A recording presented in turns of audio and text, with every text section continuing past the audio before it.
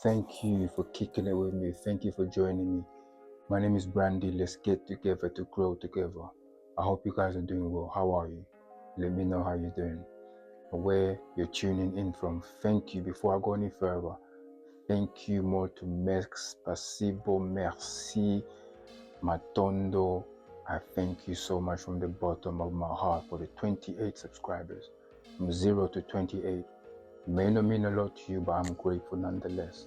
I know there's a lot on my channel, from philosophy to motivational stuff to comedy, spirituality.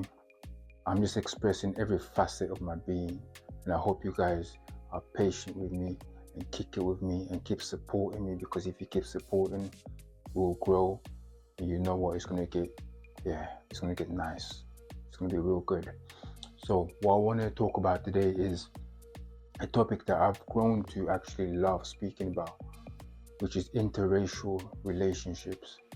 Now, I know it's triggering for a lot of people, but I'll talk about it because I think it's necessary to have these conversations. I was riding on a train through central London on a not so busy day, and I overheard a conversation with a lady that was like, you know what, as soon as she comes off that phone, I need to have a conversation with her, because she's somebody that seemed like she spoke the truth, and she had quite controversial ideas and opinions. So I asked her if she dated black men, and she was like, yeah, of course. And I was like, what do you mean, of course? She was like, yeah, like I would never date anything but black. I was like, yeah? And she was like, yeah, everything that I look for in a man, I can only find in a black man. I was like, wow, okay, I take that as a compliment.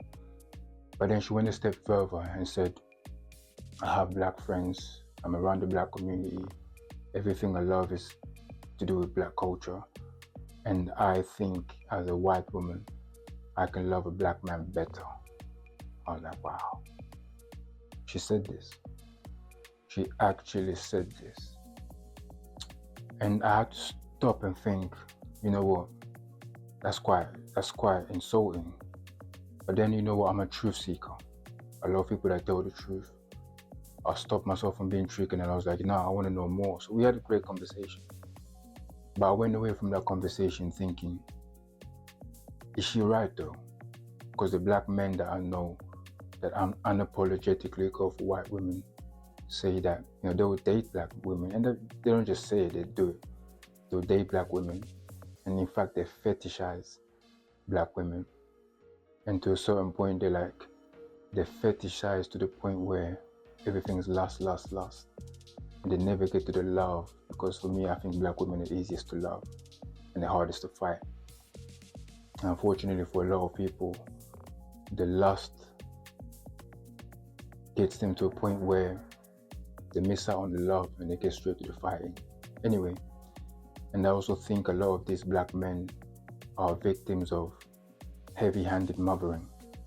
A lot of my friends growing up, I went to their houses, their mother was never really around. She was either sleeping, beating them up, or working. So the idea of affection and love, they feel like it can only come from a white woman. And there's many other factors, I think, as well. Social conditioning, the idea of beauty is represented in a white woman more than it is on a black woman, visually, in terms of media and social media and just everywhere, basically. So there's a lot of that. It's a mixture of everything. It's a coalescence of many different things. But I'd love to know what you think, because I think maybe she had a point. Because we have to understand is, the black man that you get in Africa cannot be this. Yeah, we share the DNA, but we have a different environment to bloom from. What do you guys think? Let me know in the comments, share, like, and keep supporting that channel. Let's keep talking. Don't be triggered. It's easy to get triggered, but let's talk.